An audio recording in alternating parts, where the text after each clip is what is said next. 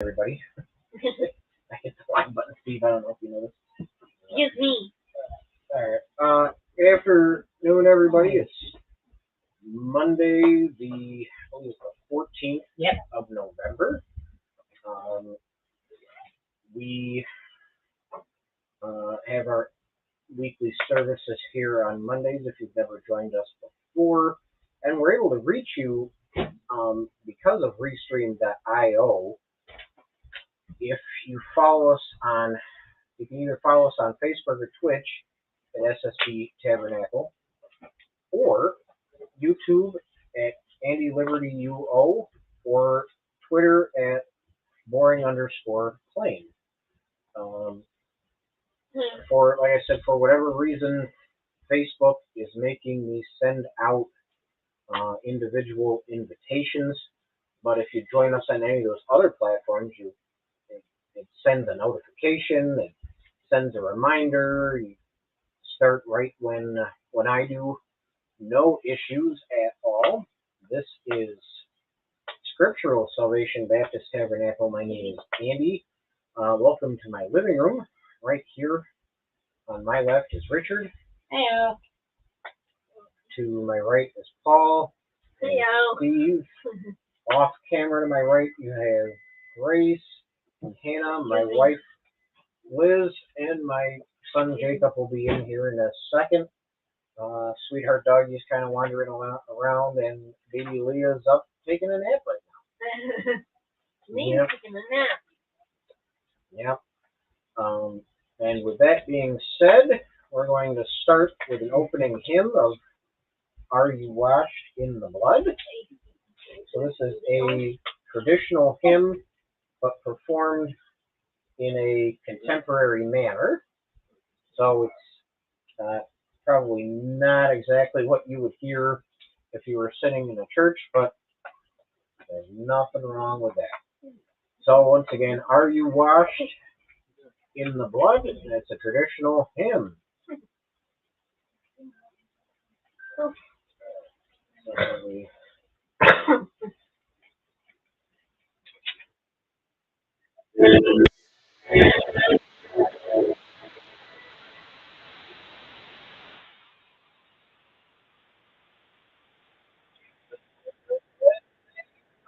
Are you washed in the blood?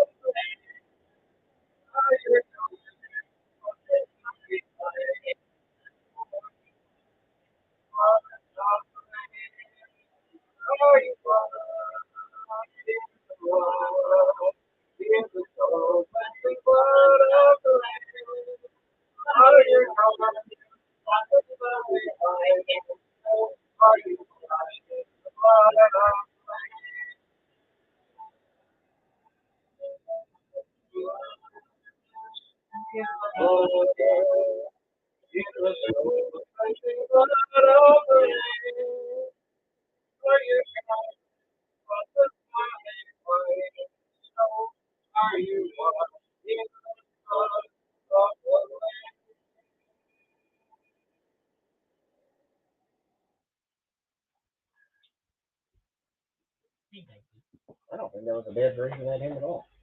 No, I like that. We don't want by the camera. Yeah. Yeah, Sweetheart's Alive. So,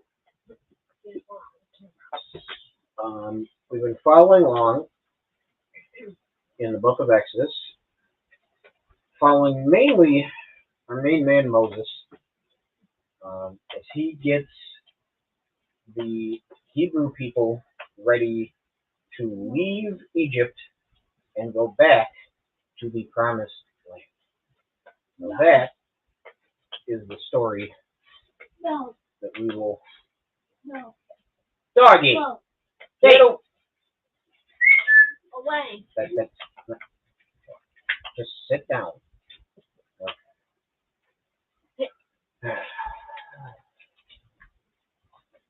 Okay. Passover. Where's Jacob? Background. Alan? The fool says in his heart, there is no God. They are corrupt, doing let me say it. Yep. Abominable. Yep. Iniquity.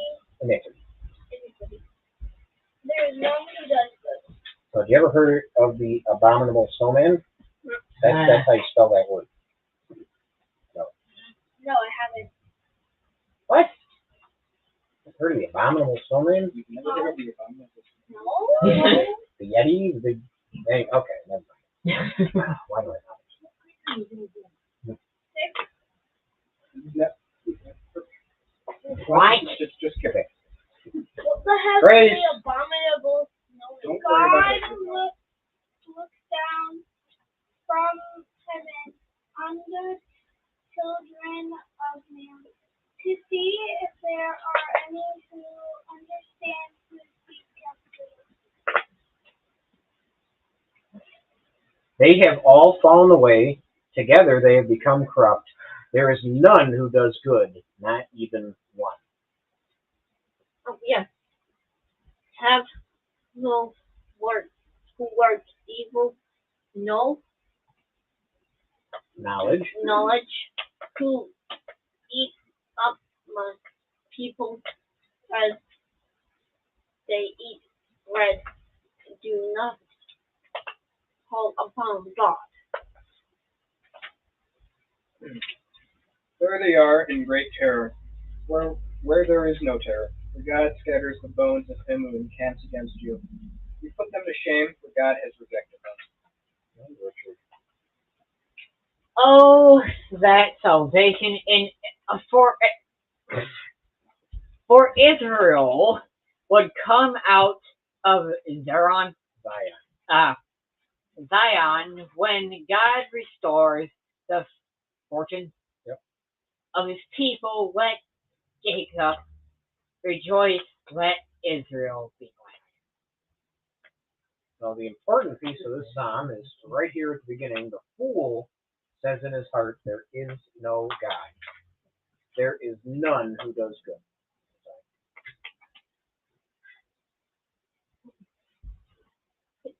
And with that, we will listen to Exodus 12, verses 1 through 6. That's where it's going. Never. So Exodus 12,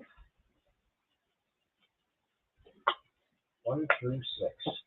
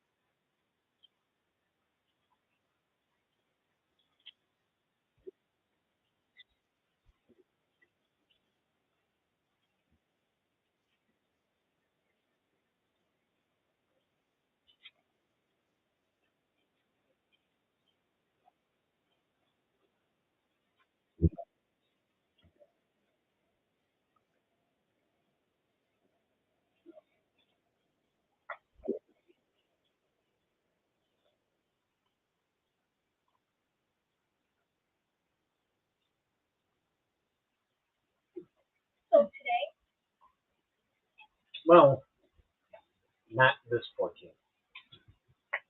Okay. This month shall be for you the beginning of months.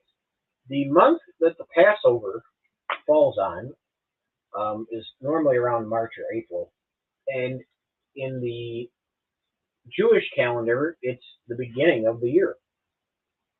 We get our dates for Easter based on it. So many, many, many times Easter falls right along Passover. And for the Jewish people, the Passover that's about to happen is a new beginning for them. It's something completely new. They're taking what they had known for years, 400 of them to be exact, being stuck in slavery in Egypt, and they're going to start all over again.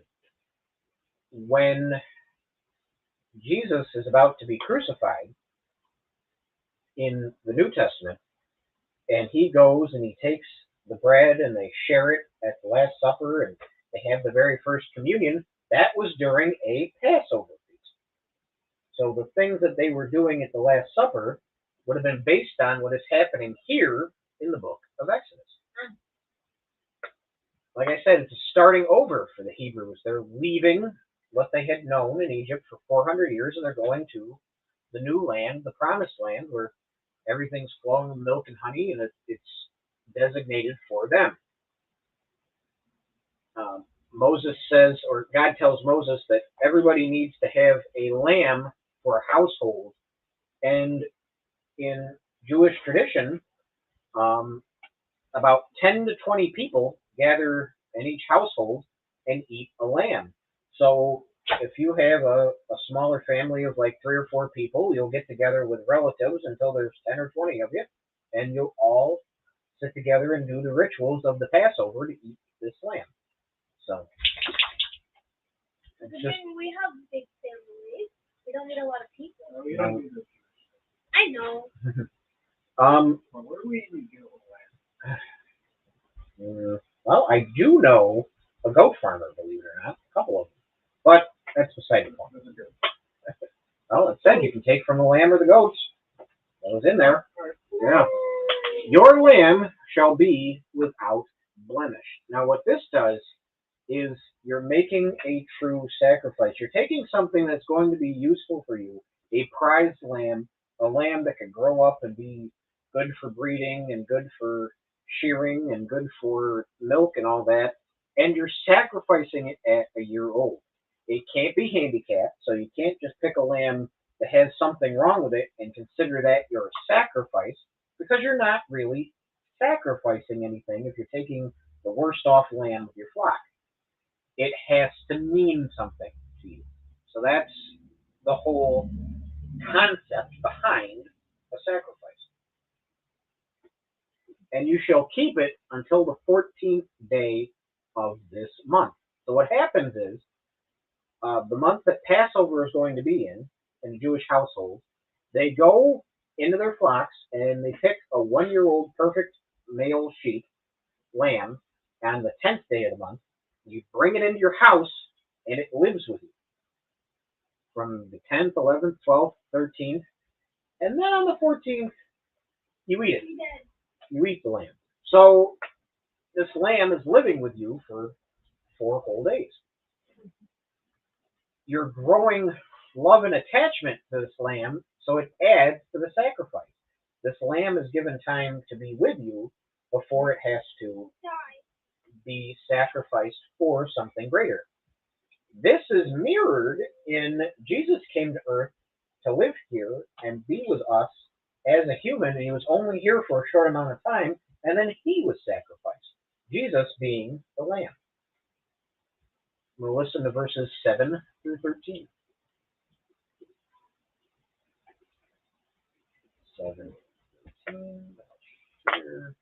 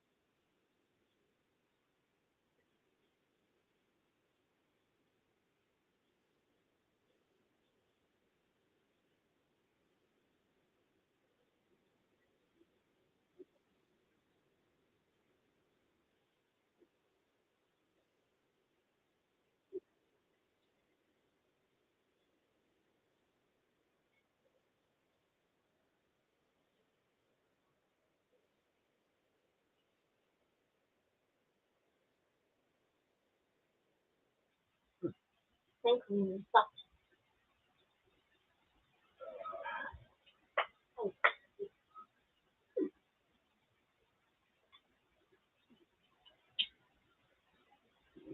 Then they shall take some of the blood. So this lamb that you sacrificed, you're getting ready to eat it, but before you eat it, you take some of the blood of this lamb and you paint it on your doorposts and the lintel, which is the piece that connects the two doorposts on the top. It's it's an elaborate ritual. If they have entire books that Jewish people buy dedicated on what scriptures to read while they're performing these specific actions and when to cut the lamb and when to paint the doorposts. So it's not to be taken lightly. That's weird. When you paint doorposts and lintels, it signals your compliance. You're doing what you're being told to do. Now, the people, as God is telling them what to do, He's telling them why He's doing it. He says, I'm going to see the blood, and I'm going to pass over that house. So the blood from the lamb keeps them from the next plague that's going to hit Egypt. That's why it's being done. The night that the lamb is slaughtered, you eat it, which is practical because back then they didn't have refrigeration. They slaughter the lamb, they cook it up, and they eat it right away with unleavened bread and bitter herbs.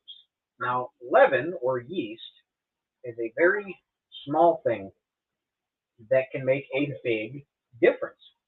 You put leaven or yeast in a loaf of bread, a very, very small amount, and it's going to get big and rise.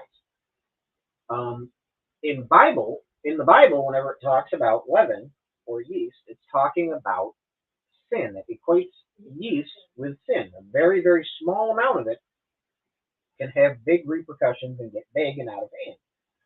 So when you leave leaven out of it, you're not letting sin take hold in your life and grow out of control.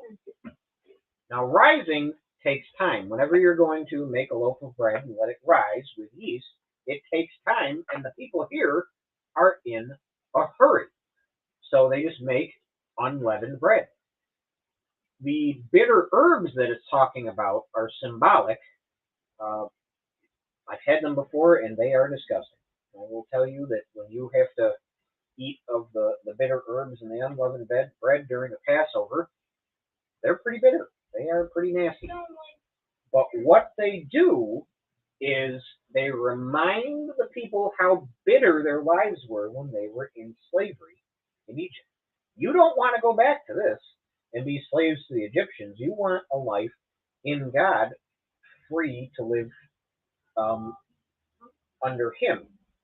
So these bitter herbs that they eat every year at the Passover remind the Israeli people that they don't want to go back to where they came from.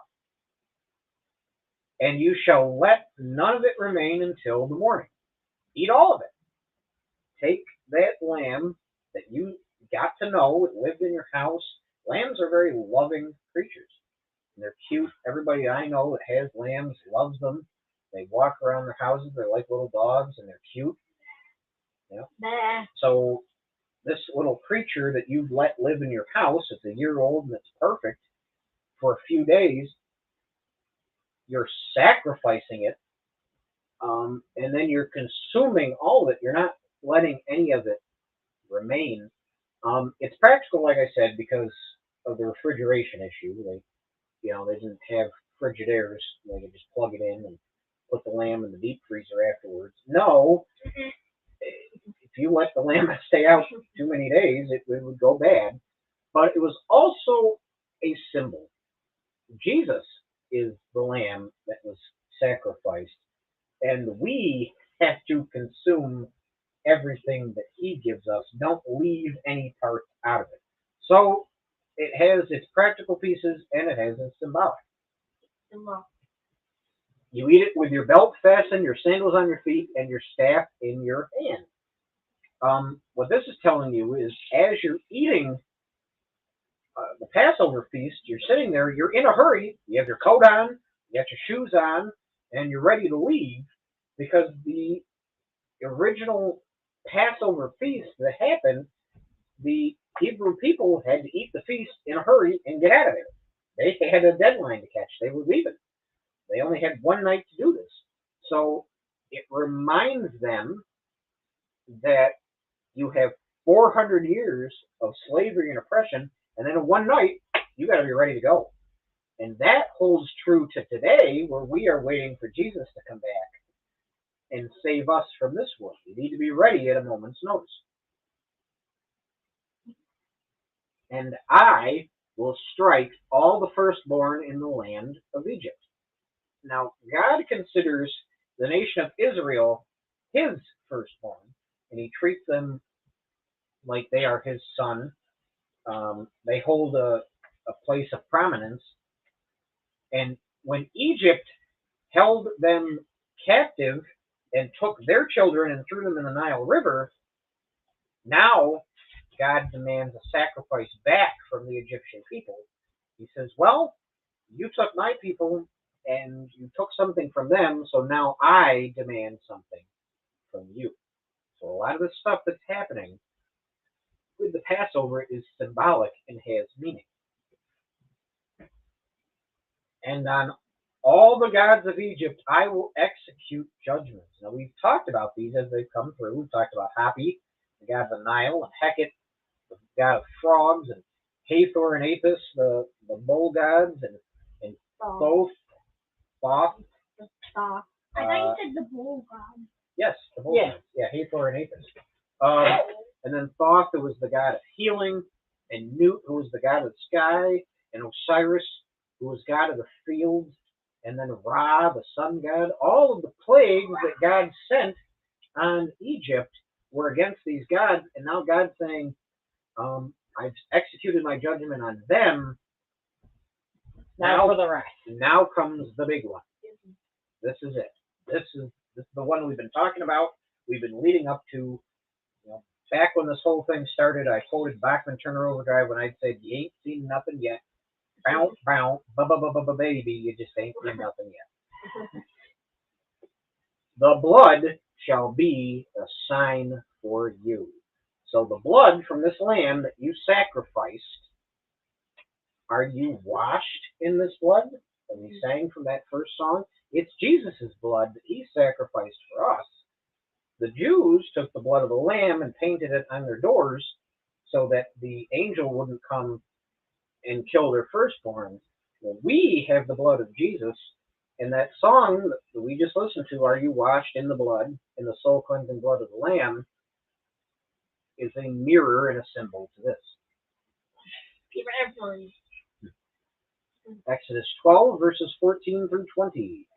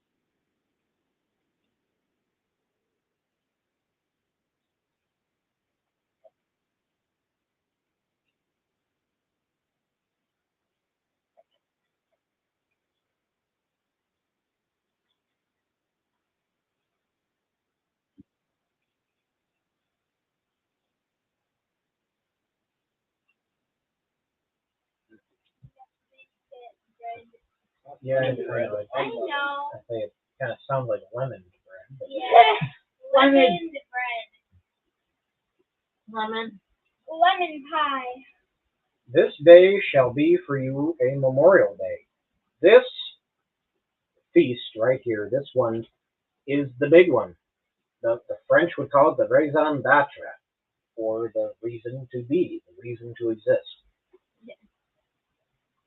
And you shall keep it as a feast. During the entire book, Moses would march into Pharaoh and say, God says, you need to let us go so that we can hold a feast to him. Well, now, finally, that feast is about to happen. 7 days you shall eat unleavened bread. You have, so the Passover itself, you have the Passover lamb, and you have the blood on the doorposts, and you have the bitter herbs, but you have to eat unleavened bread for an entire week. On the first day and on the seventh day, you shall have a holy assembly. So basically, you're having a church service when it starts and a church service when it ends. No work shall be done on those days. We've talked about how Hasidic Jews, to this very day, on the Sabbath, which is Friday night at dusk until Saturday night at dusk, don't do any work. But they have entire, huh? The way they take But yes. What it's supposed to do is supposed to remind you of what God has done for you. You're supposed to not work and not perform any manual labor, and it's supposed to remind you of the time you spent in Egypt as a slave as an importance. But what happened along the years is the Jewish people took this and they took the Sabbath and they had entire committees of rabbis try to figure out exactly what would be constituted as work, so that it was they cared more about what exactly was work than what about the meaning was. They cared more about obeying the law than they did about what it stood for. The symbolism was completely lost. Breaking the law. Um, Now it's been suggested that they leave yeast or leaven for 7 whole days in this ancient community. Maybe it's a sanitation issue, because what they would do is they would bake a loaf of bread and they would take a piece from an old loaf of bread and they put it in the new loaf of bread because it had, or they break a piece off, put it in the new loaf, and this new piece would have some yeast in it, would get in and would help raise the new loaf of bread. And they would do this every time they baked a loaf of bread. And what is happening here in the Israeli community is they're taking all of the leaven and yeast in their households once a year for an entire week, and they're getting rid of it. So some have suggested that it's a sanitation issue, and it kind of is. They're getting rid of the old bread so it doesn't pass bacteria and mold on each time you bake a loaf of bread.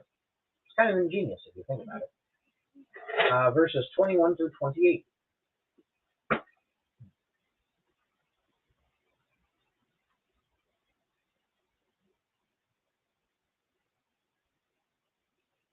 It's 21 through 28.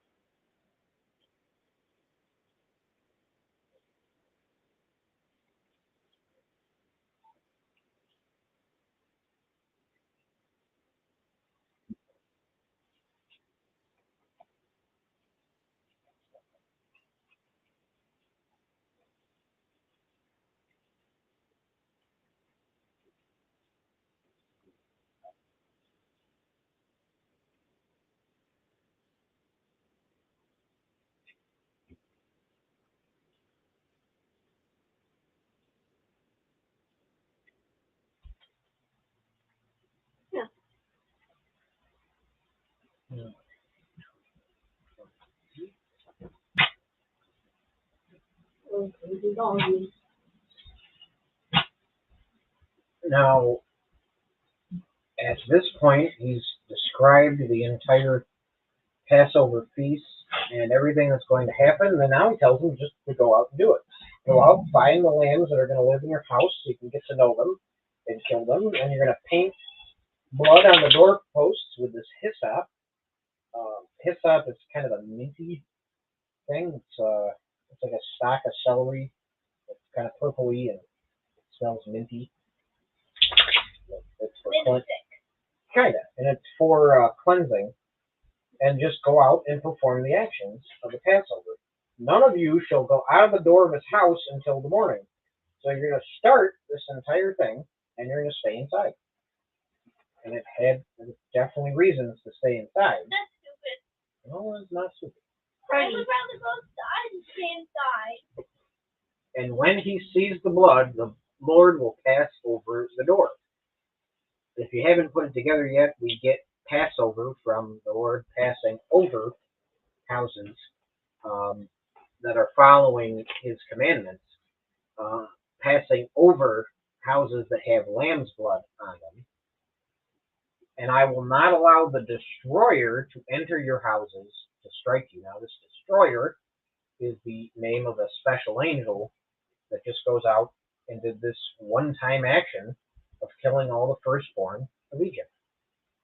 You shall observe this rite as a statute. Basically, what God is telling the Hebrews is, this is required. You have to do this. Every year, at the same time, you have to participate in this Passover feast. It's something you have to do as a Jew. When you get to the new land, you have to continue doing this. Continue having Passover feasts. And it continues all the way to present day. And this was, see if I got my math right, about 1450 BC or so. So it was over 3,500 years ago that this original Passover happened, and the Jewish people are still celebrating it to this day. Let me leave. I thought I'd said that. Okay. And at some point, as later generations of Jewish people are celebrating the Passovers in their houses, their children are going to go, what do you mean by this service? And what it is a teaching tool so that the young can learn what their past generations went through. We talked about recently in church about how generational learning is important to the Jewish people, that their next generations, their young kids are important to them. And the Passover is a way to take this information on what the people endured and to communicate it to future generations. And the people bowed their heads and worshipped. But wait a minute, the Jewish people were actually listening and they were thankful for something? Remember this in your minds because it doesn't happen very much. Listen to a short little clip on 29 through 32.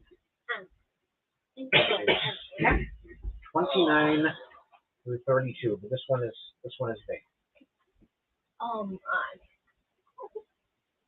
29 through 32 of Exodus 12.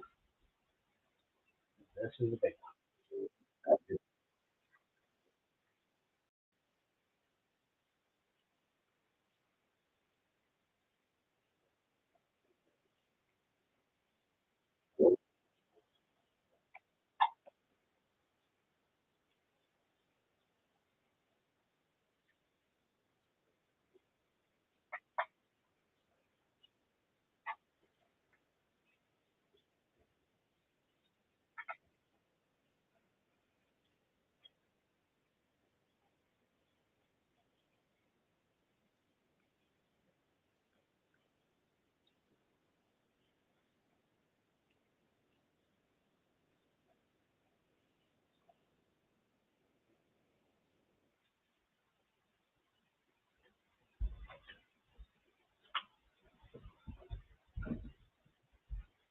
And now we've reached the actions of the destroyer angel.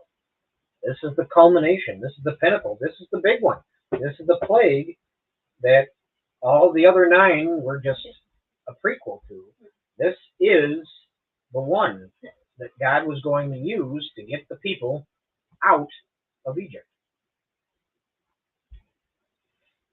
We've been waiting on this plague. All the other gods have been attacked in Egypt. They've been shown to be completely useless and worthless anytime their area of expertise has been attacked. They haven't been able to do anything.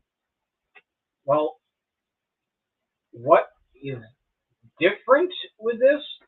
Egypt, their culture was a traditional Middle Eastern society. Firstborns were very important to Egypt. They were the heirs. They were the people that were going to inherit all property. So the firstborns of the Egyptians held a very special place in their society. So all the other gods had been attacked. So what god is being attacked with the death on the firstborn?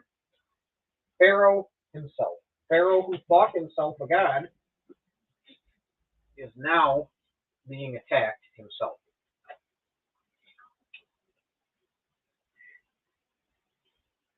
At midnight, the Lord struck down all the firstborn in the land of Egypt.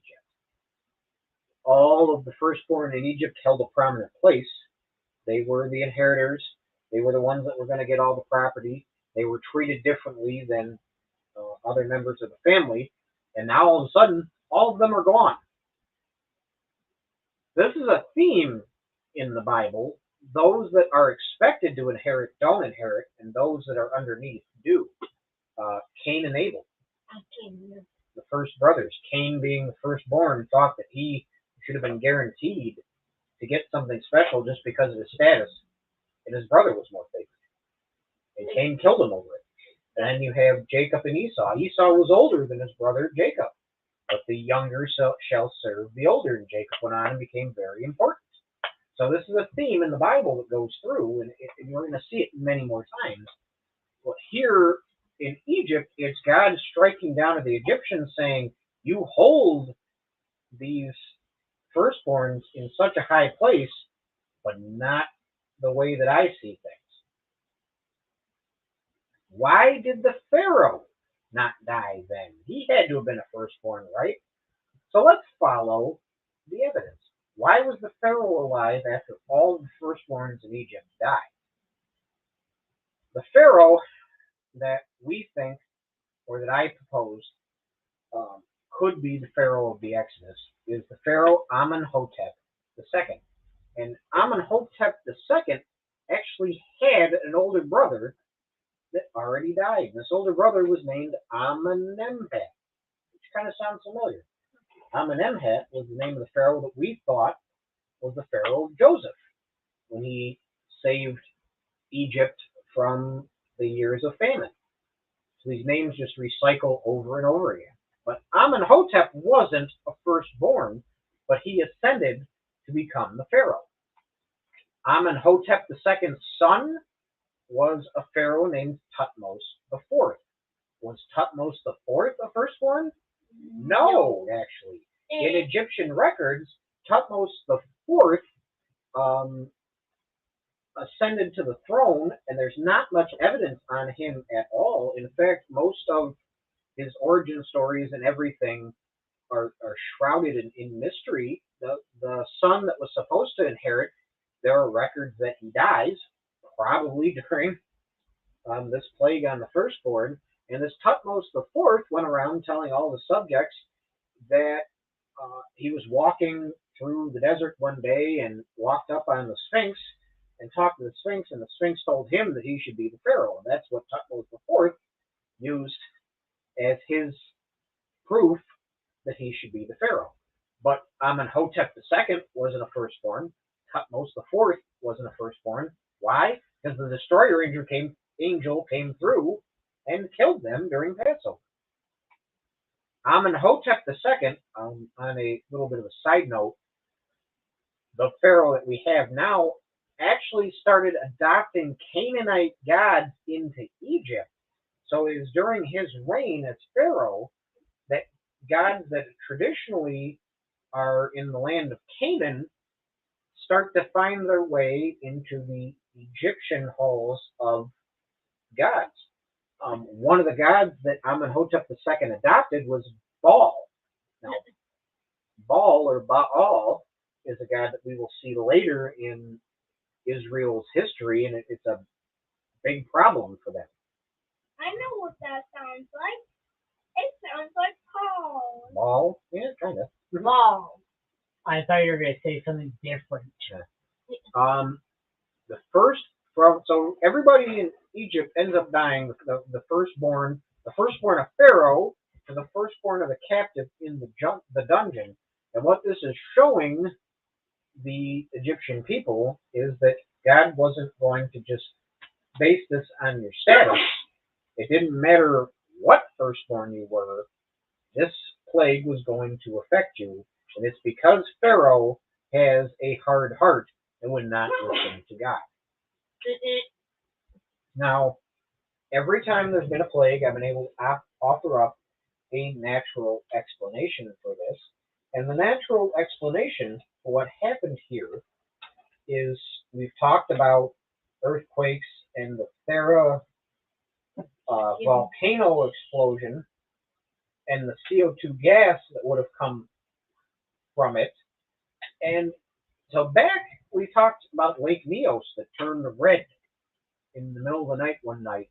After that happened, there was a CO2 cloud that came off of Lake Neos in Cambodia, one of those sea names, and it traveled right along the ground. It looked like a fog, and it went everywhere, and it devastated everywhere that went. People weren't able to breathe, and they would just die because the people in Africa slept on floors. Now, in Egyptian society, what happened was firstborns were given a bed, an actual bed to sleep in that had posts to it and put a mattress on it. Everybody else slept on the floor, but for certain parts of the night, because it was so hot, everybody that wasn't a firstborn or in a prominent position would go and sit on the roof. So if there was a cloud, because it was cool on the roof, you're outside. You'd go and sit on the roof of your house. So as CO2 gas would have gone through, or the destroyer angel, the CO2 gas would have passed right along the floor, and all these prominent firstborns who were asleep in their cushy beds would have all just died. And everybody else that was sitting up on the roof trying to stay cool, it wouldn't have bothered them. And all of the Israelites that were sitting at their tables celebrating in the upper parts of their houses wouldn't have affected them at all. That's why they stayed inside during the Passover, because if CO2 gas from this volcano played any part in this, they would have opened their doors and they all would have died. But we have to remember that it's not 100% a natural thing, because as we've seen, this stuff doesn't happen in quite a fast pace as it should if it were 100% natural. So we know that our Creator controls nature, and He could have used this CO2 gas to go right along the ground and kill anybody sleeping down there, but also the destroyer angel would have played the major part in this. Up, go out from among my people. Finally, God is on full display and has made an impression and a dent in Pharaoh's hard heart. And Pharaoh, before he even gets a chance to change his mind, he says, you know what, get out of here. I need you guys gone. I don't need you in my country anymore. All the rest of the stuff you completely destroyed. I was willing to have all that, but now you need to go.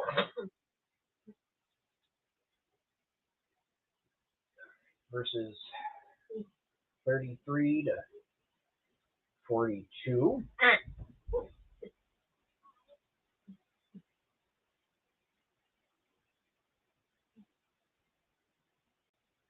Verses 33 to Nope. Nope.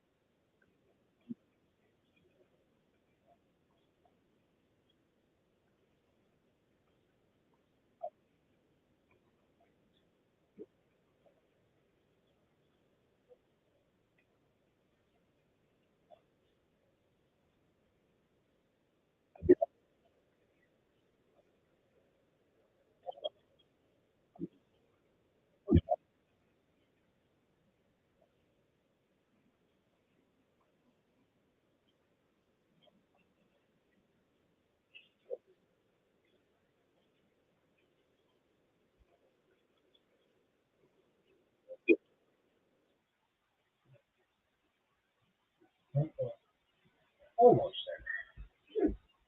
Here. Almost. Sure. The Egyptians were urgent with the people. They have no time here to rethink about what was going on. In the past, every time a plague would happen, Pharaoh would change his mind. He would tell them, "Please stop this," and I'll definitely let you go. And then he would lie about it. But here, the Egyptians are facing an utmost tragedy. All of the people set to inherit their kingdom, all the people that they had given such a prominent place in their society, had all died in one night. We shall all be dead. The Egyptian people were afraid that if the Hebrew people weren't allowed to leave, that everybody else in the country would just be next. This is something to them that just couldn't be stopped. Now, all the other stuff that happened between the Nile, the blood, and frogs, and hail mixed with fire, and all that other stuff, they could have lived through that, but now they're facing something even bigger. Their kneading bowls being bound up in their cloaks on their shoulders. Now, I tried to picture this myself, and I had this interesting picture of somebody in a giant overcoat and he had bowls shoved up in his shoulders and a bowl on his head like a helmet as they were leaving. And they tied a bunch of bowls on strings and put them around their neck as a necklace, maybe. But they were in a hurry and they had to leave, and this is how they got the bowls out of it. And then a couple of chapters back, we talked about how, actually, it was chapter 11, the Israelites went to all of their Egyptian neighbors and said, "Give us your gold and your silver jewelry," and the Egyptians gave it to them. So here, the Israelites are going to take it with them and be rich when they get to the new land they're going to. And the people of Israel journeyed from Ramesses to Sukkah. Now here, I'm giving a major sad face because anytime this name of Ramesses is used, it's actually the city of Avaris, and we talked about how this causes many problems with modern scholars who try to date the Exodus wrong because they're looking in the wrong spot in history. There is a modern rabbi, very prominent, very smart person, who says that the entire book of the Exodus is a myth because he can't find any evidence of it and it couldn't have happened. And why does he say this? Because they're looking in history in the wrong time period. Ramses wasn't the pharaoh during this time. We talked about how all the evidence points to hundreds of years before Ramses. So when you look in history in the wrong spot, you're going to come to the wrong conclusion. The Bible gives us date evidence in the book of First Kings, chapter 6.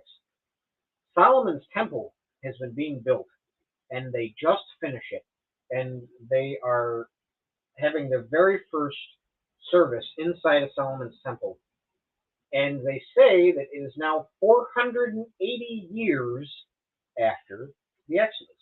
We are able to accurately date when Solomon's temple got put up because of the record keeping that the Jewish people had, because they still exist as a nation, and because we're able to date what happened in their nation with several things happening in the rest of the world. The calendar year that Solomon's temple opened was 471 BC. 480 years before that, 1451 BC. And with this dating system, it's actually roughly 30 years within when scholars think of the date that we're looking at. So the Bible evidence stacks up. What the Bible tells us is very true. If you try to go back 480 years from Solomon's temple, you're not going to arrive at the time of Pharaoh Ramesses. It's just not going to happen because he wasn't the Pharaoh at this time. Now, there are 600,000 men on foot besides women and children. So this isn't one family of 8 or 10 people trying to walk out of Egypt and having a good time, and you got a couple of strollers. No, this is 600,000 men.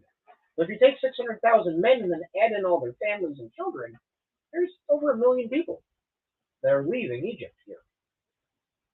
And they baked unleavened cakes of dough. I went in and I looked at what an unleavened cake was and how easy it was to make, and it actually is really simple. You take flour, water, and maybe a little bit of olive oil, then you mix it together and it turns into dough, flatten it down, and you fry it in a frying pan, and you have an unleavened cake. That's it. Very simple.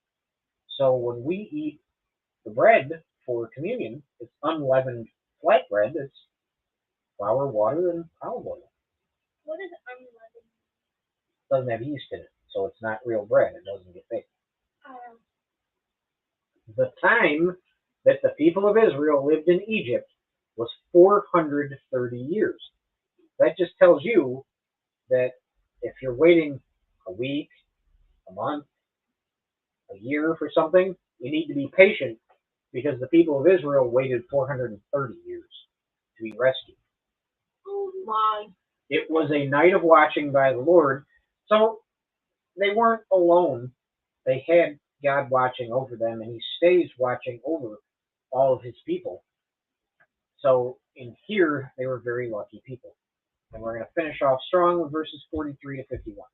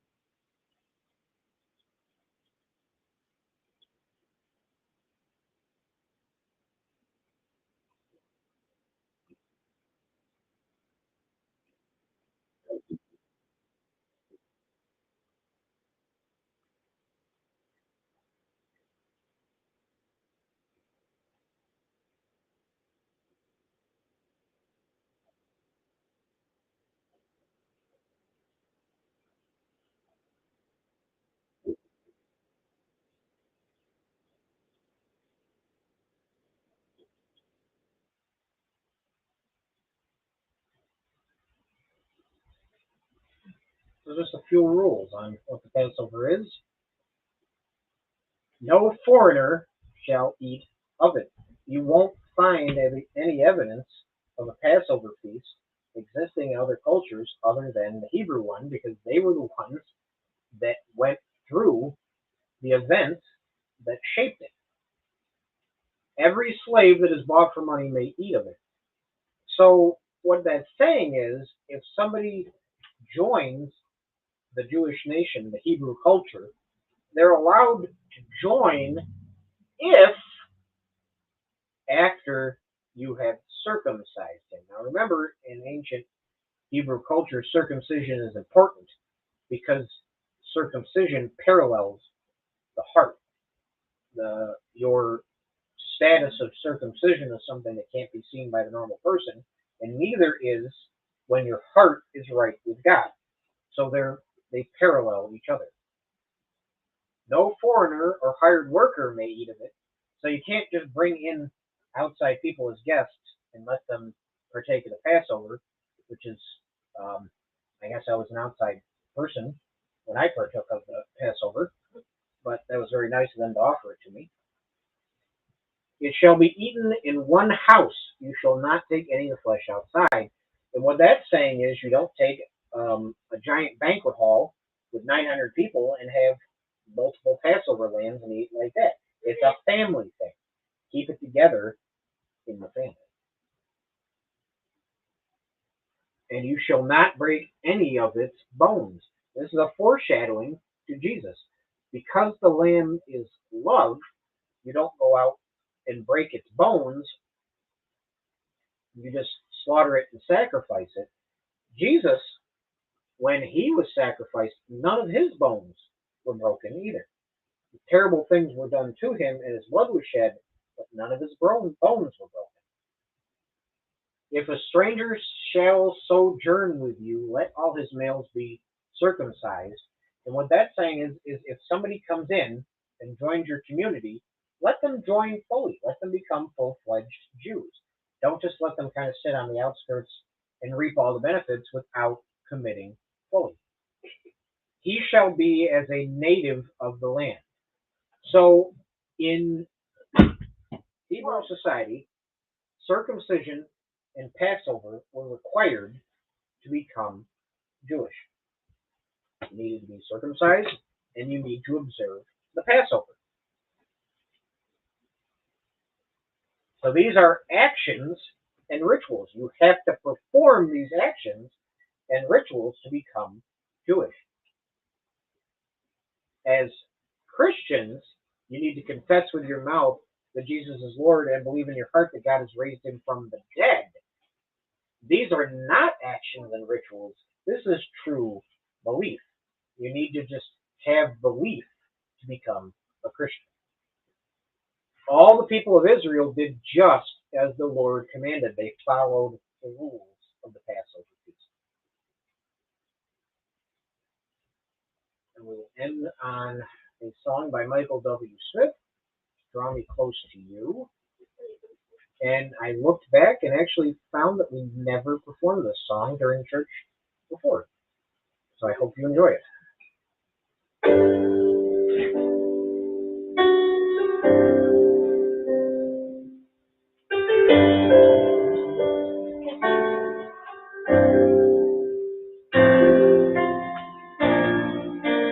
Draw me close to you.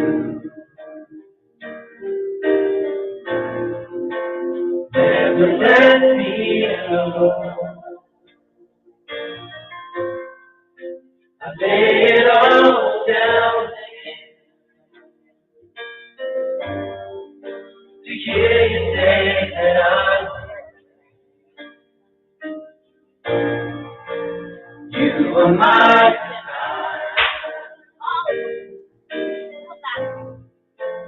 no one else will. 'Cause nothing else can take to feel the warmth of your embrace. Help me find a way, bring me back to you.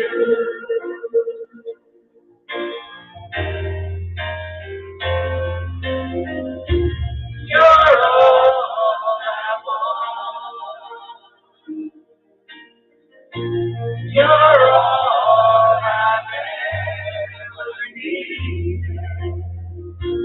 You're all I want. Help me know you are here.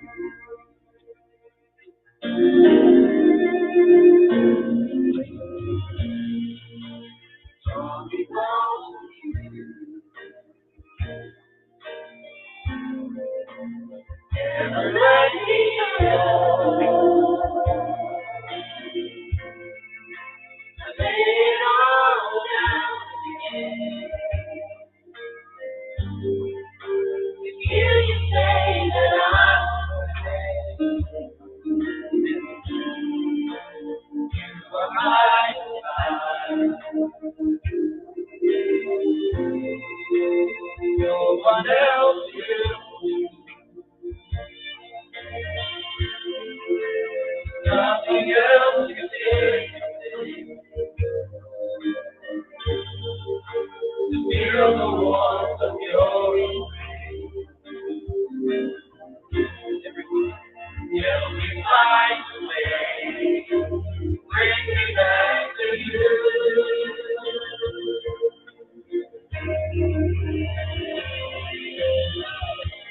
You're all I want. You're all I've ever needed. You're all I want. Help me know you are here. You're all I want. You're all I've ever needed. You're all I want. Help me know you are here. Help me know you are here.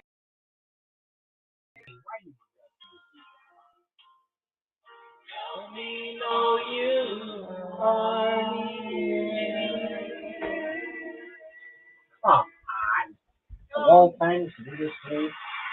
No, I'm still. Come on. Come on. That's what it was doing. Oh. For it says, spirit of heaviness put on the garment of praise. There Sheesh.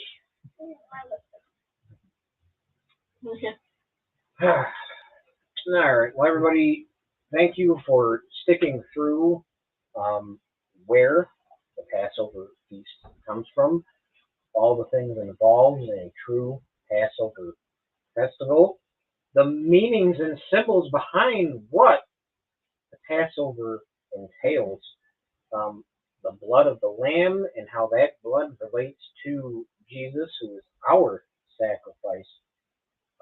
Are you washed in the blood, in the soul cleansing blood? If you liked what you saw, thank you. If you made it this far and didn't like what you saw, I thank you for sticking around. We'll meet again next week and follow the Hebrew people as they leave. On the 20th, which is Sunday, I will be guest pastoring at an Idle Lake Congregational Church again. Next week, Monday, we'll meet right here. It'll be the Monday right before Thanksgiving. So we have a lot to be thankful. And with that being said, everybody have a great week.